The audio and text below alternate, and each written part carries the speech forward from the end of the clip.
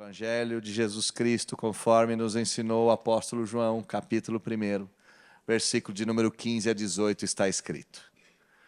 João testemunha a respeito dele e exclama: Este é o de quem eu disse, o que vem depois de mim tem contudo a primazia, porquanto já existia antes de mim. Porque todos nós temos recebido da sua plenitude, e graça sobre graça. Porque a lei foi dada por intermédio de Moisés.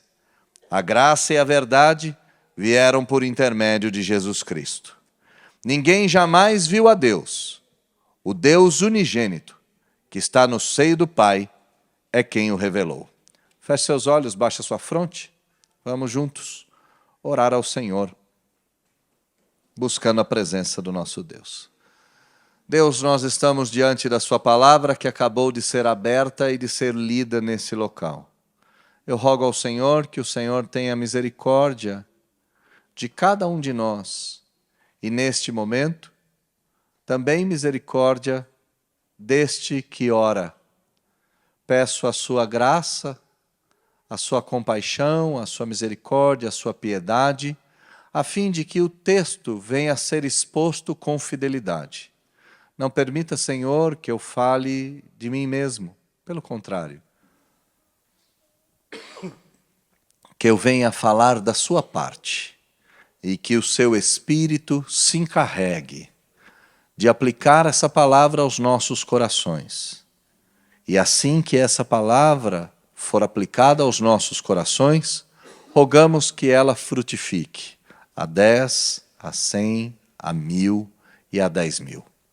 Faça-nos mais parecidos com o Senhor Jesus, é o que nós te pedimos, orando no próprio nome de Jesus, nosso único e suficiente Salvador.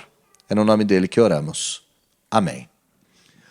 Nós já vimos nas exposições do Evangelho de Jesus, conforme nos ensinou João, o prólogo majestático, o prólogo majestoso, o prólogo espetacular, que está contido dos versículos de número 1 até o número 14. A partir do prólogo, a partir da ênfase de João sobre a pessoa do Senhor Jesus, sobre as diferenças do Senhor Jesus em relação aos homens e sobre o ato salvador de Jesus vindo ao mundo e tabernaculando-se em nós e fazendo a sua casa conosco, João dará uma ênfase diferente em todo o capítulo de número 1. João apresentou o Senhor Jesus. Olhe comigo lá no versículo 1, no capítulo de número 1. No princípio era o Verbo estava com Deus e o Verbo era Deus. Jesus já foi apresentado como o Verbo de Deus, a segunda pessoa da Trindade. No versículo de número 6 é introduzida outra personagem, e essa outra personagem representa a humanidade. Houve um homem enviado por Deus, cujo nome era João. Este veio como testemunha para testificar a respeito da luz, a fim de que todos virem a crer por intermédio dele. Ele não era luz, mas veio para testificar da luz. Então aqui a distinção entre Criador e criatura está estabelecida. Em terceiro lugar, o prólogo vai nos mostrar o ato salvador de Deus por intermédio de Jesus. Ele vai dizer no versículo de número 14, e o Verbo se fez carne e habitou entre nós. Jesus abandonou o seu trono de glória, sendo Deus, eternamente Deus, não criado, eternamente gerado, vindo do Pai para nós, encarnou-se e viveu entre nós. Diz o versículo de número 10, o Verbo estava no mundo, o mundo foi feito por intermédio dele, o mundo não o conheceu. Versículo de número 11, veio para o que era seu e os seus não receberam. João vai mostrar que Jesus é a segunda pessoa da Trindade, Vai mostrar que os homens são criaturas, são distintos. Vai mostrar que Jesus resolveu habitar entre nós e essa habitação entre nós é exatamente o que nos faz ser salvos. Olha comigo o versículo de número 12 e 13. Mas a todos quantos o receberam, deu-lhes o poder de serem feitos filhos de Deus, a saber, aos que creem no seu nome, os quais não nasceram do sangue, não nasceram da vontade da carne, não nasceram da vontade do homem, mas nasceram da vontade de Deus. Estabelecido o prólogo, estabelecido o prefácio, estabelecido a introdução do Evangelho, João, o apóstolo, vai nos demonstrar ainda essas distinções, separando qual é a missão dos homens em relação à vinda de Jesus, qual é o benefício dos homens em relação à vinda de Jesus e qual é o significado máximo da vinda do Senhor Jesus. Essas três coisas é o que nós veremos nessa manhã. Qual é a missão dos homens em relação à vinda de Jesus? Quais são os benefícios que os homens recebem com a vinda do Senhor Jesus? E, por fim, qual é o significado máximo da vinda do Senhor Jesus? E se você quiser ter um tema diante dos seus olhos em relação à vinda do Senhor Jesus, você pode ter diante de si a seguinte preposição: a vinda de Jesus revela o Deus eterno. A vinda de Jesus revela o Deus eterno. Como é que vai começar essa nossa jornada, ou a jornada do apóstolo João? Começará mais uma vez citando João Batista, citando aquele que era o precursor da vinda do Senhor Jesus. E no versículo de número 15, João, o apóstolo, cita João o Batista. Então ele afirma: João testemunha a respeito dele e exclama. Antes de nós avançarmos nisso, eu gostaria que você percebesse a ênfase de João em citar João o Batista. Olha comigo o versículo de número 6. Houve um homem enviado por Deus, cujo nome era João. Versículo de número 7. Este veio como testemunha.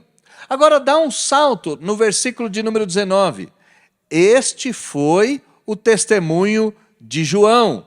Dá uma olhada no versículo de número 29.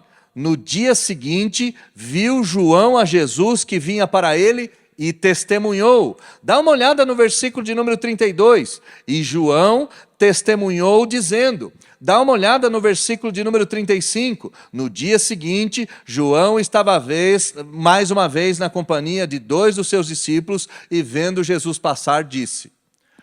João o apóstolo está deixando claro que o papel de João o Batista era testemunhar a respeito do Senhor Jesus.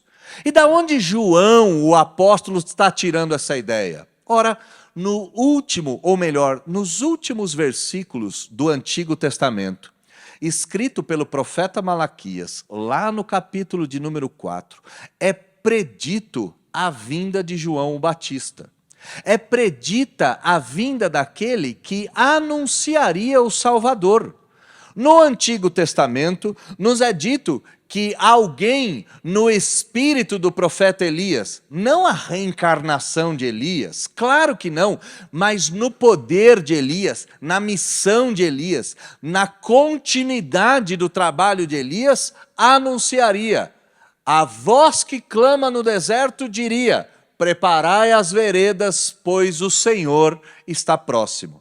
João, o apóstolo, vai deixar claro no capítulo de número 1 que João, o Batista, era aquele profeta predito no Antigo Testamento. Vejamos então qual é o testemunho de João, o Batista.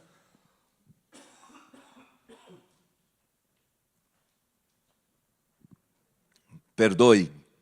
Versículo de número 15. Este é o de quem eu disse: o que vem depois de mim tem, contudo, a primazia, porquanto já existia antes de mim. João o Batista não veio para testemunhar de si próprio. João o Batista não veio anunciar as próprias obras. Ele veio anunciar alguém que era antes dele. E aqui nós temos que nos atentar para a relação que João o Batista tinha com o Senhor Jesus. Se você conhece o Novo Testamento, você sabe que Maria era prima de Isabel e Isabel era mãe de João Batista. Se você conhece o Novo Testamento, você também sabe que João Batista era mais velho que o Senhor Jesus alguns meses. E da onde nós tiramos isso? Ora, no Novo Testamento nos é dito que Maria foi visitar a sua parenta, a sua prima Isabel, que estava grávida de João Batista. E então, Maria, quando esteve diante de Isabel, o Espírito Santo fez com que o ventre de Isabel tremesse ao ouvir a voz da mãe do Salvador. E naquele momento, João, cheio do Espírito Santo, entendeu que estava na presença de Jesus Cristo, mesmo ambos estando no ventre de suas mães. João Batista era mais velho que Jesus em termos físicos, em termos materiais. Mas olha o que ele diz no texto: o que vem depois de mim, aquele que é mais novo do que eu, tem contudo a primazia, porque já existia antes de mim.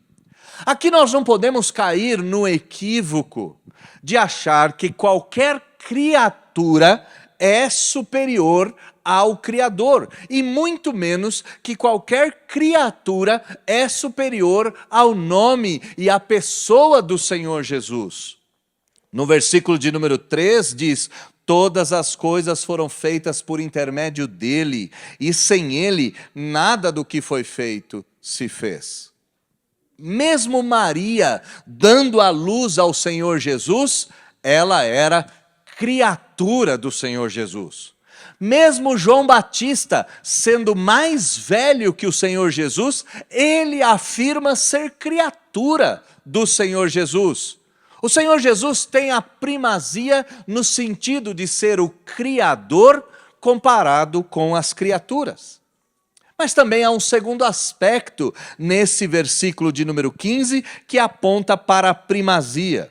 O testemunho de João o Batista diz: este é de quem eu disse, este é de quem eu falei, este é aquele que eu anuncio. O que vem depois de mim tem a primazia, porquanto já existia antes de mim.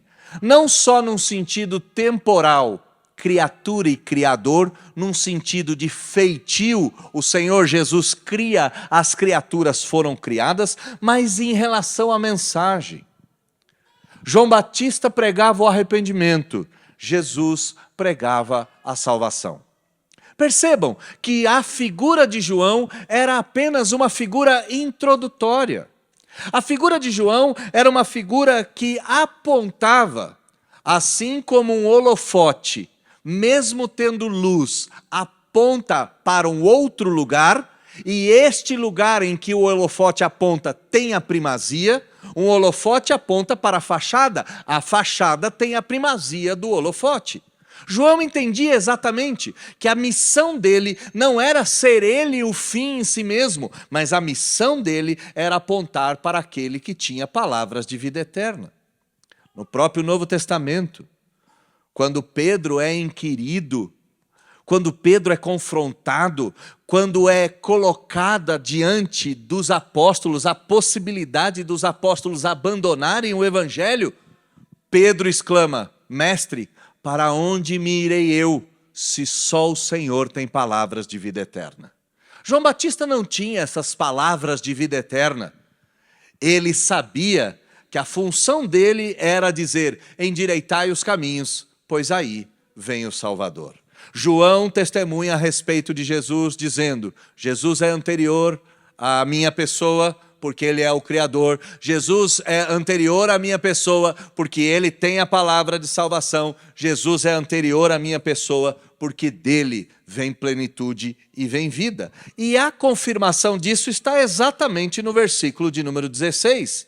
onde João o apóstolo entra em cena. Abandona-se a figura de João Batista e João o apóstolo falará de si mesmo e de todos aqueles que estão ao seu redor. Veja o versículo de número 16. Porque todos nós temos recebido da sua plenitude e graça sobre graça. Porque a lei foi dada por intermédio de Moisés, a graça e a verdade vieram por meio de Jesus Cristo. O trabalho de João Batista era introdutório, era anunciar aquele que tinha primazia, era revelar a figura do Salvador da humanidade, era apresentar, trazer no cenário do mundo a personagem principal, Jesus, o Criador, o Verbo encarnado, Jesus, aquele que sempre existiu, o Logos, a palavra, no cenário do mundo, no tempo e no espaço.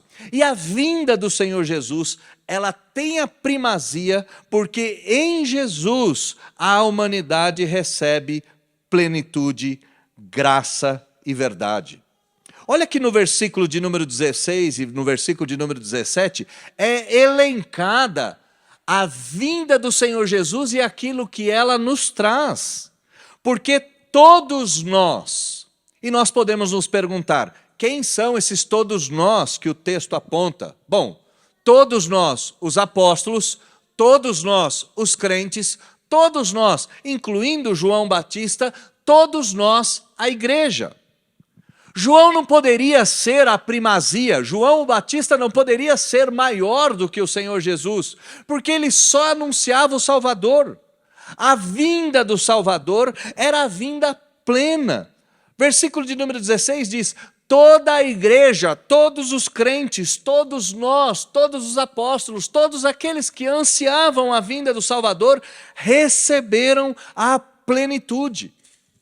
Não receberam mais as sombras, não receberam mais as partes, receberam a plenitude.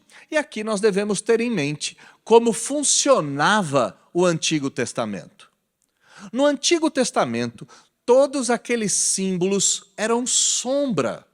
Todos aqueles símbolos apontavam para uma realidade superior. Vejamos alguns daqueles símbolos. Por exemplo, a Arca da Aliança. A Arca da Aliança apontava para algo maior do que ela. Apontava para o Senhor Jesus Cristo. A tampa da Arca da Aliança se chamava propiciatório, o lugar onde o sangue seria derramado. Dentro da Arca da Aliança nós tínhamos duas coisas ali dentro, ou três. Nós tínhamos a cópia dos 10 mandamentos, nós tínhamos um pedaço do maná e nós tínhamos o bordão de Arão. Nós tínhamos a lei, nós tínhamos o pão da vida, nós tínhamos o cajado do bom pastor. Toda a Arca da Aliança era uma manifestação, mesmo que tipológica, de Jesus. Quando você entrava dentro do templo, então você tinha a menorá, um castiçal de 7 lâmpadas. Ora, Jesus no Evangelho de João vai dizer: eu sou a luz do mundo. Você tinha os pães da proposição, Jesus vai dizer: eu sou o pão da vida. Você tinha o véu que separava o santo dos santos do lugar comum. Jesus disse: ninguém vem ao Pai senão por mim. O próprio templo era um símbolo do Senhor Jesus. O Senhor Jesus, lá no final do Novo Testamento, apontando aquelas pedras do templo, ele disse: eis que esse templo será derrubado, mas em 3 dias será reconstruído.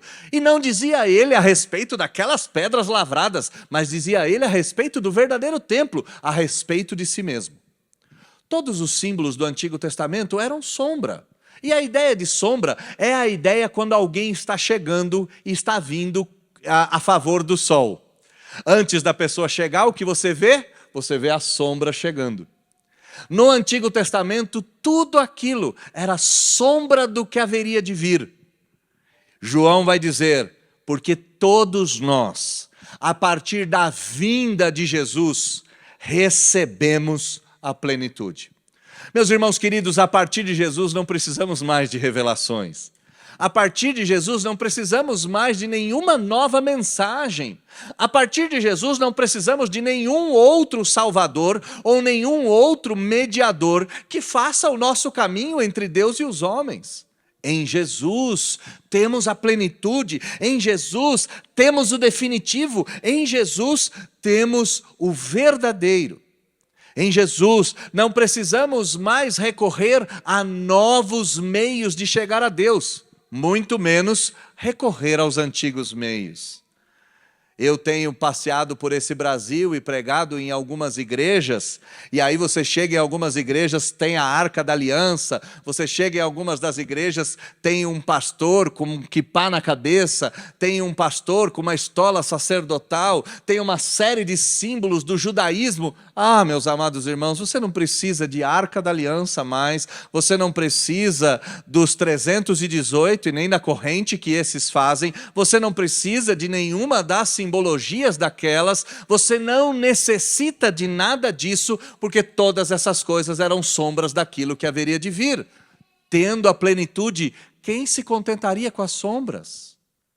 Imagina a cena, você se deliciar com a sombra do seu amado, ao invés de se deliciar com o seu amado completo. Imagina que loucura seria para os casados olharem para a sombra e abraçarem a sombra e beijarem a sombra, deixando de lado a plenitude daquele que veio. Ora, é isso que a Bíblia está nos ensinando. João dá testemunho a respeito dele e diz: ele é maior do que eu. Ele é maior do que eu porque ele é o Criador. Ele é maior do que eu por causa da sua mensagem. E João, o apóstolo, vai dizer: em Jesus todos nós recebemos a plenitude e não precisamos de nada mais. Não precisamos de nada além. Não precisamos de nada aquém. Mas a vinda de Jesus não é só a plenitude. A vinda de Jesus é o derramar da graça sobre graça. E aqui esse texto é incrível para a nossa percepção. Em primeiro lugar, devemos saber o que significa a palavra graça. E a palavra graça significa favor imerecido. Perceba, a vinda de Jesus é o derramar da plenitude de Deus sobre nós. É o abundar da essência de Deus e da totalidade de Deus sobre nós. Mas não é só isso. A vinda de Jesus é a manifestação mais clara e evidente do favor de Deus em relação à humanidade. A vinda de Jesus é o derramar desse favor imerecido. Não é como um presente que a pessoa recebe no seu aniversário. Não é como o salário que a pessoa recebe depois de 30 dias trabalhado. Não é a bonificação dos feitos gloriosos de alguém em algum lugar. Não é a medalha de honra ao mérito posta no peito do soldado pelos feitos heróicos no meio da guerra. Não, a graça é o favor doado àquele que não merece. A graça é a mão estendida ao criminoso. A graça é o inclinar do rei ao traidor. A graça é a abundância da vida àquele que com seus próprios punhos a rejeitou. É favor àqueles que não merecem. É favor àqueles que são indignos. Mas o texto não diz só que em Jesus nós recebemos a plenitude das coisas que haveriam de vir. Em Jesus nós recebemos graça, mas João o apóstolo coloca um aditivo: graça sobre graça. Que medida é essa? Talvez o Novo Testamento possa nos esclarecer, dizendo que essa medida ela é estrondosa, ela é retumbante, ela é recalcada, ela é sobremodo, ela é sobremaneira. Em Jesus não é só o favor de Deus, é o favor sobre o favor. É o favor ao quadrado, é o favor ao cubo, é a misericórdia sendo manifesta e renovada todos os dias. Nós, na nossa liturgia, nós olhamos um salmo onde diz: o Senhor é bom e a sua misericórdia dura para sempre. E depois nós veremos na Escritura que essas misericórdias que duram para sempre são renovadas a cada dia. E é isso que João o apóstolo está nos dizendo. Jesus é bem maior do que João Batista? Claro que é. Porque em Jesus a plenitude de Deus está estabelecida. Em Jesus a graça abundante, essa medida transbordante, essa medida impossível de ser mensurada, nos é dada. Mas também há um segundo aspecto nesse graça sobre graça. Graça é o favor imerecido de Deus. Graça sobre graça é a graça ao quadrado, é a graça ao cubo, é a graça espetacular, é a graça sem medida, mas também nós devemos entender que é a graça na porção definitiva. Ninguém era salvo no Antigo Testamento por obras. Você deve entender isso de forma muito clara. Você não pode se equivocar achando que as pessoas eram salvas por aquilo que elas faziam. Não. No Antigo Testamento, ninguém seria salvo pelos sacrifícios que apresentava. A salvação no Antigo Testamento estava na esperança de que Deus recebesse esses sacrifícios como símbolo do sacrifício definitivo. A esperança de Abraão, e é por isso que Paulo vai dizer que Abraão foi salvo pela fé, a esperança, a fé de Abraão é que tudo aquilo que ele entregou seria manifesto no filho verdadeiro, na figura que esmagaria a cabeça da serpente. Todos os atos, todos os ritos do Antigo Testamento deviam ser feitos com esperança de que em Cristo, lá no descendente da mulher, no Filho de Deus, todas essas coisas seriam aceitas. Então, em outras palavras, no Antigo Testamento as pessoas eram salvas pela graça mediante a fé. No Antigo Testamento, as pessoas eram salvas da mesma forma que no Novo Testamento. Nós temos esperança de que em Cristo seremos salvos, pela graça, mediante a fé. Só que o texto nos diz que em Cristo é a graça sobre graça. É a graça definitiva. É o favor de Deus finito. É o favor de Deus derradeiro.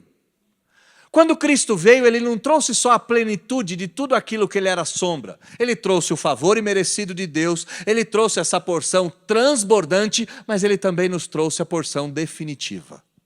A graça sobre graça é a última graça. Nós não precisamos mais obter nenhum favor de Deus, porque em Cristo é graça sobre graça. Em Cristo é favor sobre favor. Em Cristo é o favor inicial e o favor definitivo entregues aos homens. E perceba o terceiro aspecto. Por que a vinda de Jesus é maior do que João Batista? Por que a vinda de Jesus é maior do que Maria? Por que a vinda de Jesus é maior do que os profetas? Por que a vinda de Jesus é maior do que qualquer um, inclusive Davi e Moisés? Porque nele está a plenitude, nele está a graça transbordante, a graça definitiva, o favor imerecido de Deus, e nele está o cumprimento da profecia. Se João Batista era o cumprimento da profecia naquele que era o precursor, no versículo de número 17, Jesus Cristo é o cumprimento da profecia naquilo que Moisés disse no Antigo Testamento. Moisés nos disse: chegará um dia que viria um profeta, ou que virá um profeta maior do que eu, a ele ouvi. Olha comigo o versículo de número 17. Porque a lei foi dada por intermédio de Moisés, a graça e a verdade vieram por intermédio de Jesus. Perceba que não há nenhum tipo de contrariedade. O texto não está dizendo, porque a lei foi dada por intermédio de Moisés, esqueça dela, agora você deve viver pela graça. Não é isso. Tem um ponto e vírgula aqui, não tem um e nem um mas. São duas ideias aqui. A graça e a verdade vieram por intermédio de Cristo, mas não significa que ela não existia no Antigo Testamento. A lei foi dada por intermédio de Moisés, mas não significa que ela deixou de existir no Novo Testamento. Entenda o que o texto está nos dizendo. Moisés foi aquele que trouxe a primeira parte da revelação. E é por isso que Moisés vai dizer, chegará um tempo em que um profeta maior do que eu vai vir. A ele ouvi. Moisés trouxe a primeira leva da lei de Deus. Moisés trouxe a primeira parte daquilo que nós deveríamos receber. E nesse sentido, meus amados irmãos, os 10 mandamentos estão válidos para todos nós até hoje. Nenhum dos 10 mandamentos foi revogado. Adorarás somente o Senhor teu Deus, não farás imagem do que há no céu, na terra, e nem a ela se dobrarás. Não dirás o nome do Senhor teu Deus em vão. Guarda o dia do Senhor. Honra teu pai e tua mãe. Não matarás, não furtarás, não darás falso testemunho, não cobiçarás. Todos esses mandamentos estão presentes e são válidos para qualquer crente do Novo Testamento. Para qualquer um de nós. A questão aqui não é de anulação do antigo. Não, pelo contrário. A lei foi dada por Moisés, mas Cristo é maior do que tudo, porque ele trouxe a segunda e definitiva parte da lei. Ele trouxe a graça de Deus e a verdade. E verdade aqui não é o contraponto do falso. Verdade é aquilo que é definitivo. Ora, eu posso te apresentar um retrato meu, mas há uma diferença entre o meu retrato e a minha pessoa. É isso. Jesus veio trazer aquilo que definitivamente é a verdade. Ele é a verdade última, a verdade sublime, a verdade soberana. Em Moisés, tivemos a primeira parte. Em Jesus, a segunda, definitiva e cabal parte da revelação de Deus aos homens. E é por isso que nós temos a Antiga e Nova Aliança. É por isso que nós temos Antigo e Novo Testamento. E ambos falam de Jesus e ambos são a revelação. Então junta aqui essas ideias até agora. João, a testemunha, vai falar a respeito de Jesus, dizendo: este é de quem eu disse, maior do que eu, tem a primazia. Ora, por que Jesus tem a primazia? Porque todos nós em Jesus recebemos a plenitude do que o Antigo Testamento apontava, recebemos o favor de Deus ao quadrado, recebemos o favor definitivo de Deus, e em Jesus, o profeta maior do que Moisés, o profeta que Moisés apontou, a graça, a verdade e a lei se consolidam. Em Jesus, a lei de Deus se cumpre. Em Jesus, a graça de Deus se manifesta. Em Jesus, a verdade de Deus é posta definitiva. E se você precisa de um reforço nessa ideia de verdade, Jesus não afirmou outra coisa a não ser Ele próprio a verdade. Eu sou o caminho, a verdade e a vida. Jesus disse: e conhecereis a verdade, e sereis libertos por ela. E Jesus falando para a mulher samaritana: chegará um dia que a adorarão em espírito e em verdade, apontando para si mesmo. Verdade no Evangelho de João é a figura do Senhor Jesus Cristo. Jesus Cristo é a verdade definitiva, a revelação de Deus única e a verdade estabelecida pelos séculos dos séculos. Mas em terceiro lugar, João, o evangelista, não só dirá que Jesus tem a primazia, que aquilo que Jesus deu é a plenitude, graça sobre graça e a verdade, mas ele vai fazer a afirmação mais contundente de todo o Novo Testamento. Ninguém jamais viu a Deus. O Deus unigênito que está no seio do Pai é quem o revelou. João o Batista diz que Jesus tem a primazia porque veio antes dele. Veio antes dele por ser o Criador, vem antes dele por causa do poderio da sua palavra. Ela é superior à de João Batista. A vinda de Jesus é o derramar sobre todos aqueles que creem da plenitude, da graça e da verdade. É o profeta que Moisés anunciou lá no Antigo Testamento. Mas o aspecto mais espetacular da vinda de Jesus é que a vinda de Jesus é a vinda de Deus ao nosso mundo e mais, é a revelação de quem esse Deus é. Olha como começa o texto. Ninguém jamais viu a Deus. E nós sabemos disso por causa do Antigo Testamento. Quando Moisés, o grande Moisés, o precursor da lei, aquele que escreveu os 5 primeiros livros da Bíblia, aquele que recebeu os 10 mandamentos, aquele que se encontrava com a glória de Deus no monte, aquele Moisés, o libertador, aquele Moisés que prefigurava Jesus Cristo, aquele Moisés, o grande Moisés, o maior profeta de todos os tempos, não teve capacidade de ver a Deus. Não teve. Moisés pediu, disse ao Senhor, deixe-me me ver, deixe-me te ver. E Deus então disse a Moisés, bom, eu te levarei até o alto da montanha, te porei numa fenda de uma rocha, e quando eu passar, a minha glória tampará a fenda da rocha. E somente quando eu já estiver passado, você olhará para mim e verá um aspecto da minha bondade. Olha que texto incrível, que história extraordinária. Moisés não tinha como encarar a glória de Deus, ele não tinha como ver o Senhor Deus, não dava. Quem se colocará no templo do Senhor? Quem se apresentará diante de Deus? Diz o salmista, gritando a plenos pulmões. A glória de Deus é insuportável para seres carnais como eu e você, e mais, para pecadores como eu e você. A glória de Deus se manifestaria de tal forma que todos nós seríamos fulminados.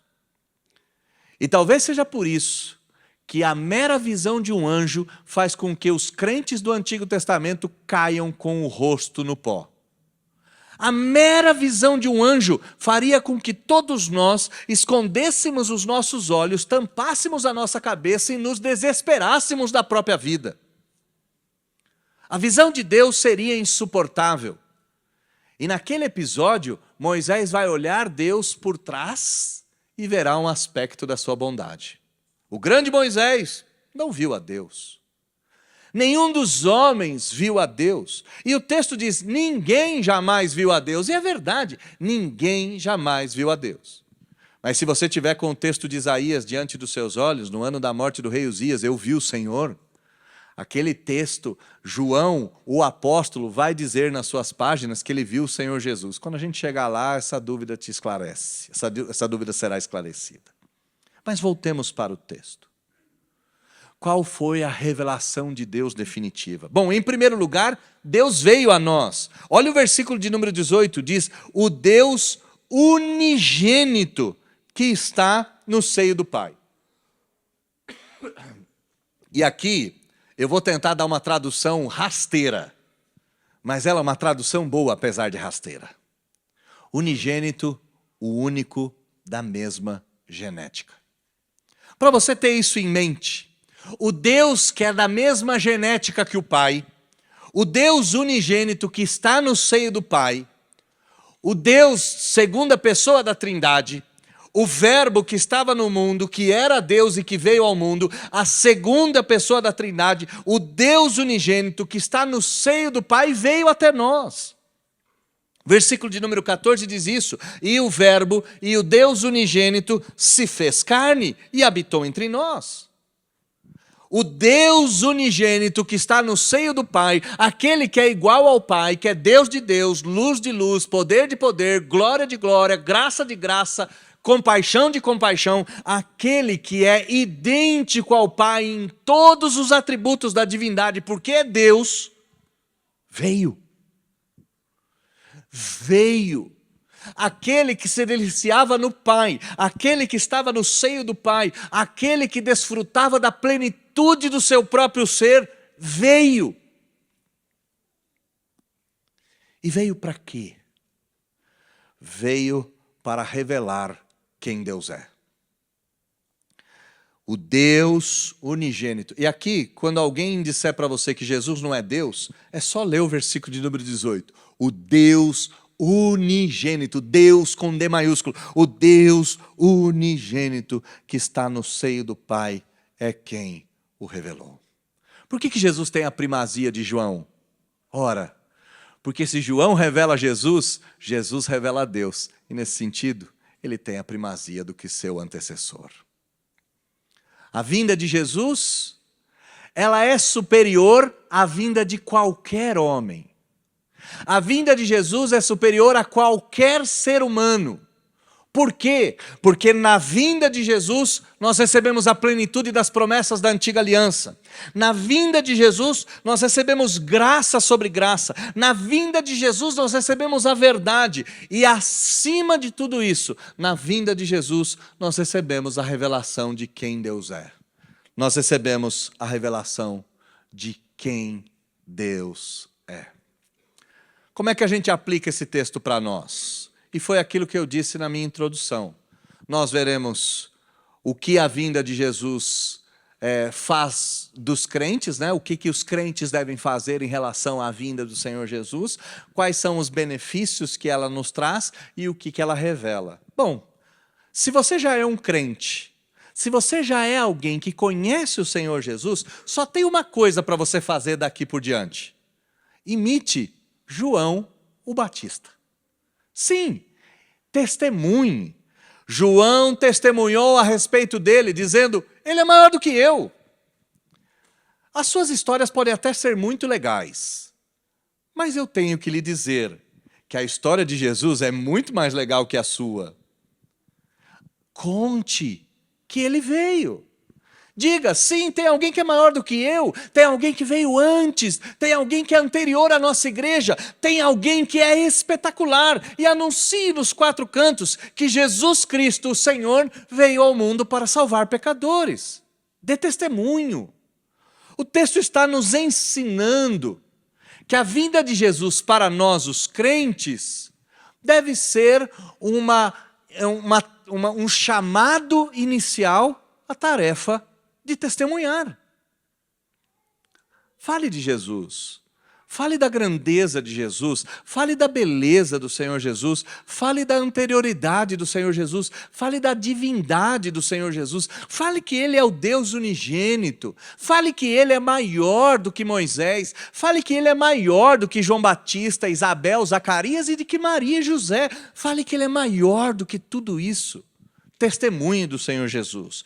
João Batista testemunhou no versículo 15, testemunhou no versículo de número 19, no versículo de número 29, 32, 35. E se nós continuarmos a olhar o Novo Testamento, nós veremos histórias de várias pessoas que só viveram para testemunhar a respeito da vinda do Senhor Jesus.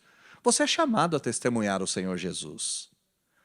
Em segundo lugar, meus irmãos queridos, se você é um crente no Senhor Jesus, se você crê no Senhor Jesus, experimenta, desfrute dessa plenitude, dessa graça e dessa verdade. Você não precisa viver uma vida inquieto, buscando coisas ainda, você já recebeu a plenitude. Seria loucura aquele que ter tudo, viver chateado porque não encontrou nada. Seria loucura isso. Em todas as páginas da Escritura, você não vai encontrar resposta superior do que o próprio Senhor Jesus já lhe deu, dizendo, eu te amei, morri em seu lugar para te salvar. Você já tem a plenitude daquilo que você precisa. Em Jesus você já tem a graça. Você não precisa fazer peregrinações, você não precisa nem mesmo dar o dízimo para alcançar uma graça. Isso seria uma loucura. Você já tem o favor de Deus. O sorriso do divino já brilhou em seu favor. E não é que ele brilhou uma vez, diz a Bíblia, que ele se renova a cada manhã. Você não precisa de mais nada. A plenitude de tudo aquilo que a Bíblia diz, você já recebeu. Você já recebeu a graça de Deus, o favor imerecido, e essa graça se renova todos os dias. Você não precisa nem guardá-la para o dia seguinte. É como maná no deserto. Você come e se satisfaz hoje, porque amanhã tem de novo. E tem de novo, e tem de novo. E você não precisa do quiroga, da astrologia, você não precisa de coaches de autoajuda, você não precisa de novas revelações e novos profetas, você não precisa de nada disso, nem de quebras de maldição, porque no fim das contas você já tem a verdade. A verdade verdadeira, a verdade última. Não a fotografia, mas o real. Não a sombra, mas o verdadeiro. Não o protótipo, mas sim o definitivo. Já chegou. Tem um exemplo aqui que é claro, né? Você já deve ter encontrado na estrada aqueles carros que estão todos plotados assim, e eles estão todos quadriculados. São carros que eles estão ocultados. Você vê o carro, mas você não sabe que carro que é, nem qual marca que é. Aquilo é o protótipo que está sendo testado para ser lançado no futuro. E imagina a gente sair correndo atrás daquele carro e quando lança o carro verdadeiro a gente dá de ombro para ele e diz, não, eu prefiro o protótipo que não dá para ver qual é. Seria uma loucura, você já tem a verdade. Você não precisa de protótipos, você não precisa de tipos, você já tem o Senhor Jesus. Se você é crente no Senhor Jesus, a graça e a verdade já se manifestaram. Basta receber e desfrutar delas. A plenitude, a graça sobre a graça e a verdade. Qual é a função dos crentes? Testemunhar. Qual é o benefício dos crentes? Desfrutar. Desfrutar da plenitude, da graça sobre graça, da graça e verdade, sim, mas acima de tudo, desfrutar do conhecimento verdadeiro e definitivo de Deus. Sabe que em Cristo você tem o privilégio de reconhecer, de ver e de saber quem Deus é. Meus irmãos queridos, eu não sei se você percebeu isso. Moisés implorou para ver a Deus. Moisés implorou. Os discípulos, na sua cabeça dura de sempre, num determinado momento, chegaram para o Senhor Jesus e disseram, Jesus, mostra-nos o Pai. E Jesus deve ter posto a mão na cara naquele momento, né? E feito, ai meu Deus, eu tenho andado com vocês há tanto tempo e vocês me pedem para ver o Pai. Quem vê a mim, vê o Pai. Quem vê a mim, vê a Deus. Meus irmãos, aquilo que Moisés implorou, você vê a qualquer momento, quando abre a sua escritura e vê, e enxerga e lê sobre o Senhor Jesus. É bem verdade que você não sabe a cor dos seus olhos, mas você sabe o poder do seu olhar. É bem verdade que você não sabe a altura e a força que Ele tem, mas você sabe o que Ele pode fazer por você. É bem verdade que você nunca viu a cor da sua pele, mas você pode sentir o aconchego dos seus braços. É bem verdade que você nunca viu coisas materiais do Senhor Jesus, mas também é verdade que basta olhar para Ele e chamar o seu nome que Ele vem. E Ele não vem como carpinteiro dependurado no madeiro. Ele vem como Deus unigênito do Pai, que revelou a Deus para todos aqueles que creem. Qual é o benefício da vinda do Senhor Jesus para nós? Oh, meus amados irmãos, aquilo que Moisés não pôde fazer, eu e você fazemos, basta abrir as páginas da nossa Bíblia. Ver a Deus é um privilégio dos crentes da nova aliança. E se você ainda não conhece esse Jesus, talvez você não saiba quem Ele é, talvez você nunca tenha ouvido falar dEle. Oh, meu amado irmão, você acabou de ser apresentado para Ele em grande estilo, não por mim, por João o apóstolo. Você acabou de ser apresentado a Ele. Você acabou de ter diante dos seus olhos a imagem do Deus invisível. Manifesta você. E o que você tem que fazer? Um simples ato de crer. Mas deu-lhes poder de serem feitos filhos de Deus a todos os que nele creem. Nessa manhã, Jesus está aqui. Nessa manhã, mais alguém testemunha de alguém superior a Ele. Nesta manhã, a plenitude, a graça sobre a graça, a verdade de Deus é expressa nesse lugar. Nessa manhã, alguém maior que Moisés vem até nós. Não sou eu, é claro, nem a igreja. É o próprio Cristo. E Ele não vem até nós para fazer outra coisa, a não ser revelar o grande Deus, revelar o grande Salvador, revelar o grande Criador em pessoa para nós outros. Basta crer, para ter a plenitude, a graça sobre graça, a graça e a verdade. Deus abençoe vocês. Feche seus olhos, vamos orar.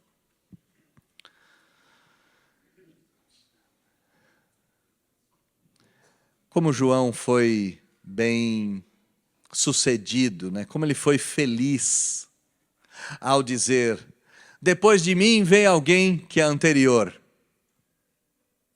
João foi muito feliz, porque é verdade.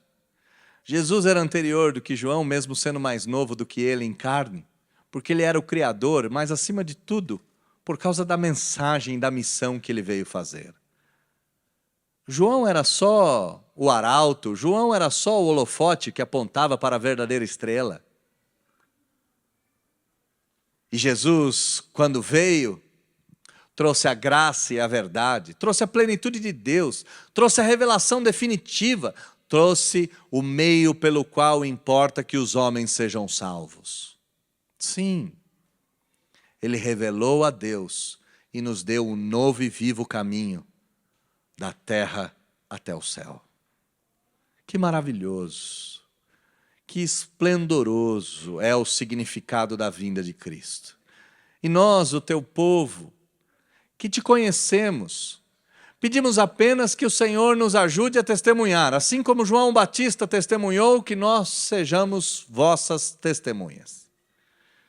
Que o Senhor nos ensine a desfrutarmos da plenitude, da graça sobre graça, da graça e da verdade, e que o Senhor nos ajude a nos contentarmos com a visão celestial, com a visão de quem Deus é. Que todas as vezes que a gente estiver angustiado, a gente se lembre que Moisés implorou para ver a Deus e não viu. Nós temos a oportunidade de vê-lo todos os dias e negligenciamos. Que a gente aprenda que em Jesus Deus está. O Deus unigênito revelou o Deus eterno. Glória a Deus por isso. E se porventura, ó Deus bendito, há no nosso meio pessoas que não te conhecem, que o Senhor arrombe a porta do coração, revele-se a si mesmo e grite na alma desse ser humano, dizendo: eu sou o caminho, a verdade e a vida. Ninguém vem ao Pai senão por mim. Muito obrigado por tudo que o Senhor é, muito obrigado por tudo que o Senhor faz. Nós oramos em nome de Jesus. Amém. Caminhando para o final.